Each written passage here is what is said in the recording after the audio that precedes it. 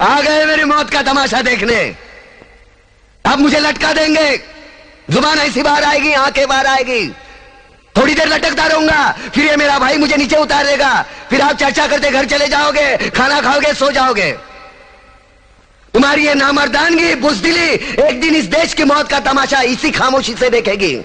कुछ नहीं कहना मुझे तुम्हें, कुछ नहीं। तुम्हारी जिंदगी में कोई फर्क पड़ने वाला नहीं। अंधेरे में रहने की आदत पड़ी है तुमको, गुलामी करने की आदत पड़ी है। पहले राजा महाराजाओं की गुलामी की, फिर अंग्रेजों की, अब चंद गद्दार नेताओं की और गुंडों की। धर्म के नाम पर ये तुम्हें बहकाते हैं, तुम एक दूसरे के गले काट रहे हो। काटो काटो। ऊपर वाला भी ऊपर से देखता होगा तो उसे शर्म आती होगी, सोचता होगा मैंने सबसे खूबसूरत चीज बनाई थी, इंसान। इंसान नीचे देखा तो सब कीड़े बन गए, कीड़े कीड़े। रेंगते रहो, सड़ते रहो और मरो। आए और गए, खेल खत्म। क्यों जिए मालूम नहीं, क्यों मरे मालूम नहीं। कलम वाली बाई क्रांति लाना चाहती थी, कलम के जोर पर काले वर्तमान को खत्म करना चाहती थी। कौन समझा उसकी बात को?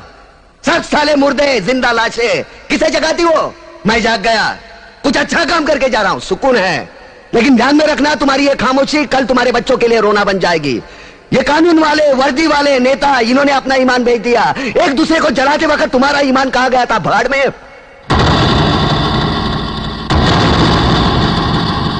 ये पिस्सू जैसा हमारा पड़ोसी मुल्क आने वाले कल में शायद अपने आप को दुनिया के नक्शे पर देख नहीं पाएगा। एक बात भूल रहा है, उनके घर में जो रोटी बनती है ना, उसका आटा भी विदेशी चक्की से पीस के आता है।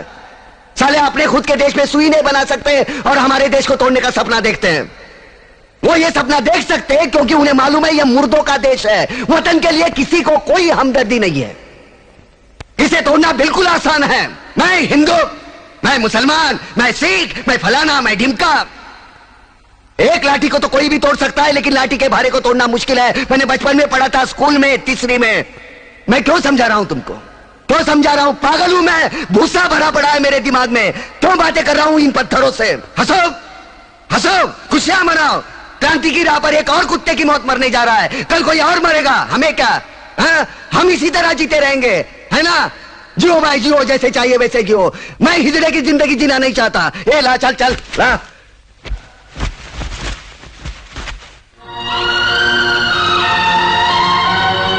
ठहरो, ये फांसी नहीं हो सकती। उन देशद्रोहियों के खिलाफ जो सरकार को सबूत मिले हैं, उससे साबित होता है कि प्रताप ने उनको मारकर देश का उद्धार किया है।